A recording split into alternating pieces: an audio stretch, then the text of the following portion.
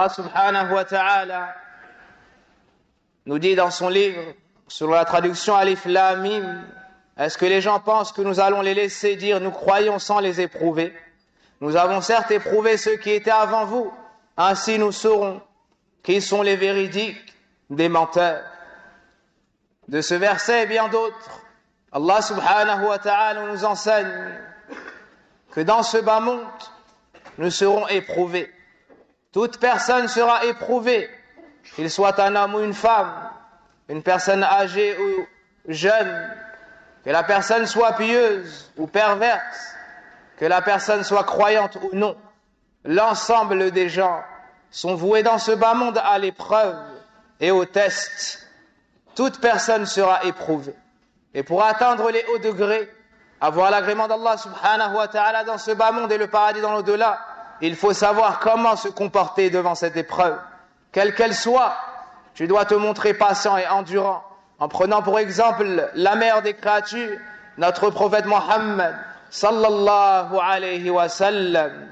Allah tabaraka wa ta'ala nous dit, toujours selon la traduction, pensez-vous que vous allez entrer au paradis sans avoir été éprouvé par ceux qui a touché des générations avant vous? Ils ont été touchés par des nuisances, par des difficultés. Donc voici l'habitude des peuples et des personnes pieuses avant nous, et l'épreuve, la difficulté. Mais la question n'est pas dans l'épreuve. Tu as compris de par ces versets que toute personne sera éprouvée dans ce bas monde. La grande question est, comment te comporteras-tu devant ce test et devant cette épreuve? Vas-tu te montrer endurant à l'image du prophète sallallahu alayhi wa sallam, ou bien vas-tu te révolter devant les décrets d'Allah tabaraka wa ta'ala, comme ceux qui n'ont pas su qu'Allah était sage et savant dans tout ce qu'il décrétait tabaraka wa ta'ala? Donc toute personne est sujette à l'épreuve. Et parmi les choses qui nous aident à nous montrer endurants, patients et à espérer la récompense auprès d'Allah tabaraka wa ta'ala pour cela, le fait d'étudier la biographie du prophète sallallahu alayhi wa sallam, le fait de voir et d'apprendre comment s'est comporté le prophète sallallahu alayhi wa sallam devant les nombreuses nuisances qu'il a subies. Vous savez tous que depuis sa plus tendre enfance, il a été éprouvé par toutes sortes de choses.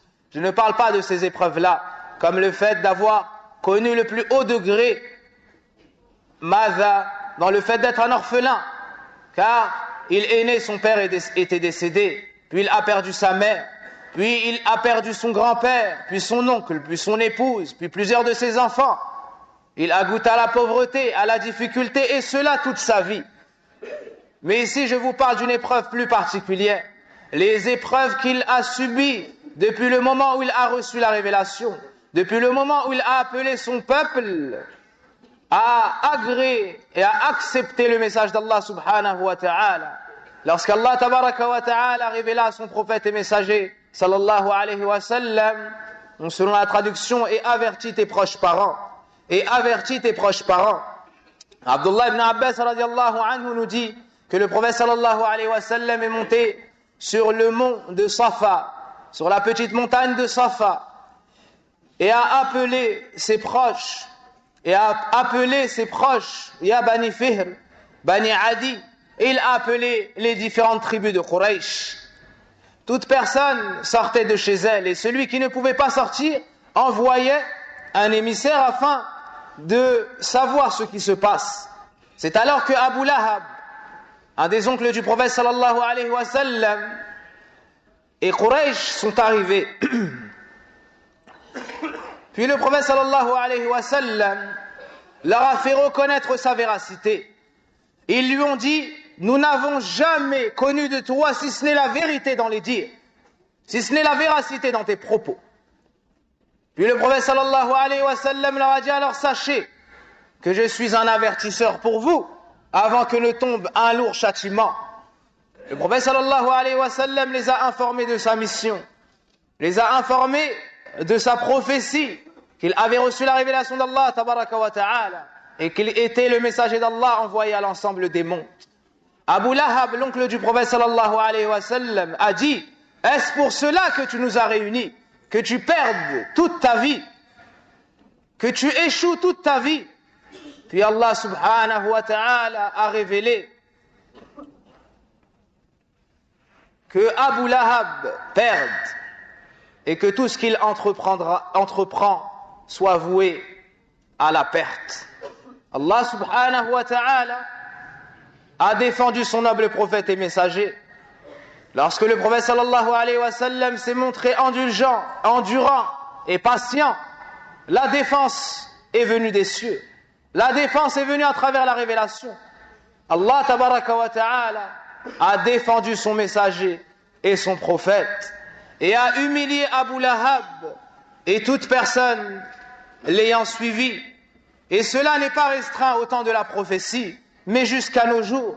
Toute personne qui tente de rabaisser ce qu'Allah a élevé, Allah tabaraka wa ta'ala le rabaisse dans ce bas monde en l'abandonnant et dans l'au-delà. Iyadan billah. Donc ici on voit comment le prophète sallallahu alayhi wa sallam a été traité par les siens, par ses proches, par son oncle. Mais il s'est montré endurant à supporter cette lourde épreuve, le fait d'être démenti, d'être méprisé, car il savait que le secours d'Allah tabaraka wa ta'ala était proche et que sur ce bas monde, sans aucun doute, nous sommes dans une épreuve. Et c'est ainsi que seront éprouvées toute personne qui suivra le chemin du prophète sallallahu alayhi wa sallam pour appeler les gens au bien, pour appeler les gens à la vérité. Toute personne sera éprouvée. C'est ainsi que les gens courageux et de la vérité seront éprouvés et testés dans la véracité de leurs propos. Mais la bonne fin appartient aux gens de la piété, aux gens de la vérité. Le prophète sallallahu alayhi wa sallam, dans une autre histoire, nous montre comment nous devons nous comporter devant la difficulté et l'épreuve. L'imam al-Bukhari et l'imam Muslim toujours rapportent que Abdullah ibn Mas'ud radiallahu anhu nous dit, alors que le prophète sallallahu alayhi wa sallam priait auprès de la Kaaba, Abu Jahl et ses compagnons étaient assis non loin de lui. Ils ont dit, qu'est-ce qui va aller chercher le placenta de la chamelle de telle personne pour venir déposer cela sur le prophète sallallahu alayhi wa sallam lorsqu'il viendra prier? Qui est-ce qui va aller chercher le placenta de la chamelle de telle personne pour venir le déposer sur le prophète, sur le dos de Mohammed lorsqu'il se prosternera? Alors le pire d'entre eux a accepté cette mauvaise tâche. Il est parti chercher ce placenta. Et lorsque le prophète sallallahu alayhi wa sallam s'est prosterné, il a déposé cela sur son dos, entre ses épaules, alors qu'il était en train d'adorer Allah Azza wa Jal, ne nuisant à personne, n'opprimant personne. Il lui a déposé le placenta de cette chamelle sur le dos, entre ses épaules, entre ses omoplates. Abdullah ibn Mas'ud s'est grandement attristé, mais il nous dit qu'il était faible et qu'il n'a rien pu faire. Le prophète sallallahu alayhi wa sallam est resté longuement prosterné et eux se sont mis à rire.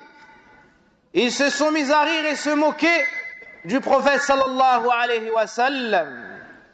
C'est alors que Fatima, la fille du prophète sallallahu alayhi wa sallam, la princesse des femmes du paradis, cette femme pieuse, cette femme courageuse, cette épouse modèle, cette mère modèle, est venue et a retiré le placenta de cette chamelle du dos du messager d'Allah sallallahu alayhi wa sallam et de son père. Puis le prophète sallallahu alayhi wa sallam s'est relevé et a invoqué Allah tabaraka wa ta'ala contre ces gens qui l'ont opprimé en disant: oh Allah, charge-toi de Quraysh. Et il a répété cela 3 reprises.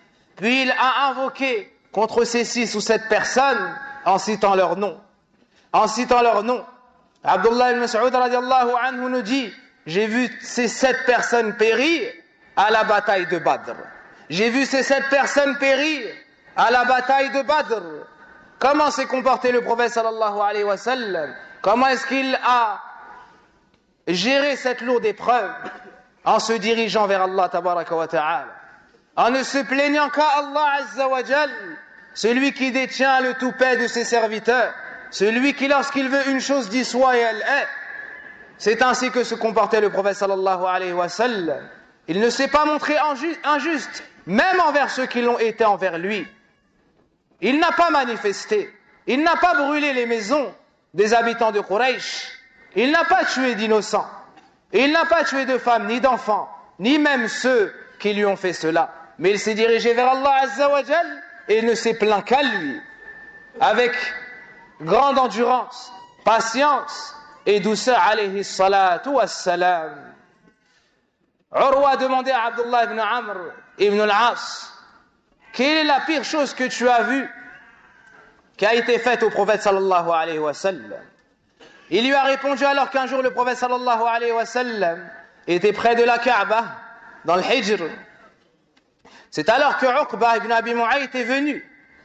Il l'a enlacé de son vêtement, l'a étranglé avec son vêtement, très durement. Il a tenté d'étouffer le prophète sallallahu alayhi wa sallam, si ce n'est de le tuer, de l'assassiner. Alors Abu Bakr est venu en courant et a défendu le prophète sallallahu alayhi wa sallam et a dit: allez-vous assassiner un homme juste parce qu'il a dit mon Seigneur est Allah? Allez-vous assassiner un homme juste parce qu'il dit mon Seigneur est Allah, juste parce qu'il veut unifier Allah d'un culte sincère, ne se prosterner que pour Allah, n'aimer qu'Allah, ne craindre qu'Allah, ne place sa confiance qu'en Allah, ne sacrifier que pour Allah subhanahu wa ta'ala et vouer l'ensemble des adorations qu'à son créateur, son Seigneur et son maître? Est-ce pour cela que vous allez assassiner le prophète sallallahu alayhi wa sallam, car il appelle à adorer Allah et celui d'un culte sincère? Est-ce qu'il y a dans cela une injustice qui mérite cela? C'est ainsi qu'est venu Abu Bakr as-Siddiq défendre le prophète sallallahu alayhi wa sallam. Et encore une fois ici, le prophète sallallahu alayhi wa sallam s'est montré patient et endurant et s'est dirigé vers Allah tabaraka wa ta'ala. Et parmi les nombreuses nuisances qu'a subi le prophète sallallahu alayhi wa sallam, c'est toutes sortes de surnoms, de sobriquets, afin d'éloigner les gens de son message. Et c'est l'habitude des injustes. C'est le fait de dénaturer la vérité pour éloigner le peuple de cette vérité.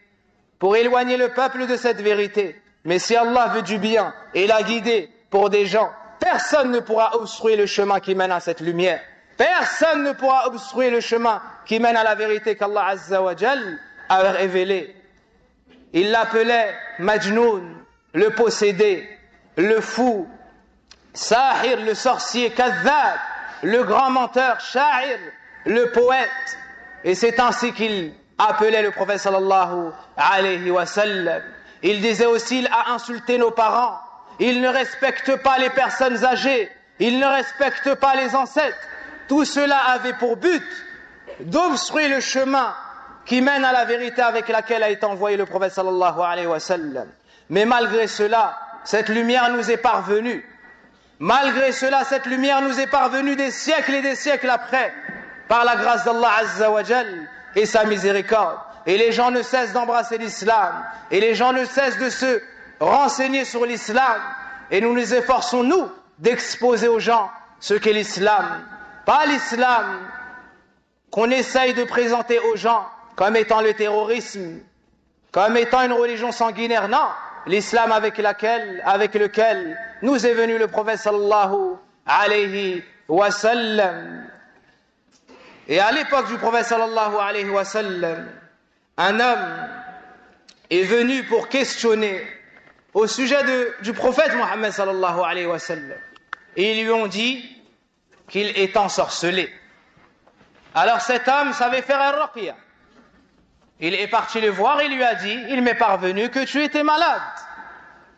Et moi je sais soigner de cette maladie. alors si tu veux, je réciterai sur toi. Le prophète sallallahu alayhi wa sallam lui a dit, je ne suis aucunement malade. Inna alhamdulillah, nahmaduhu wa nasta'inuhu wa nastaghfiruh. Et il lui a récité khutbatul hajj. Cet homme lui a dit, a'idhu alayhi, répète-moi cela. Le prophète sallallahu alayhi wa sallam lui a répété. Et il lui a dit à nouveau, répète-moi cela. Le prophète sallallahu alayhi wa sallam lui a répété. Puis il lui a dit, j'ai entendu les plus grands devins, les sorciers, les poètes, et ce que tu viens de réciter n'est ni de la poésie, ni de la sorcellerie. Donne-moi ta main afin que je te prête allégeance. Et il est entré dans l'islam. Et il est entré dans l'islam. Le prophète sallallahu alayhi wa sallam lui a dit, est-ce que tu me prêtes allégeance pour ta personne seulement ou pour tout ton peuple? Et il lui a dit, pour moi et l'ensemble de mon peuple. Allahu Akbar. Allahu Akbar.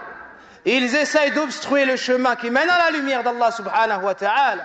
Et regardez comme Allah azza wa jal fraye un chemin vers ceux qui cherchent réellement ce qu'est l'islam. Puis il leur facilite l'accès à cet islam.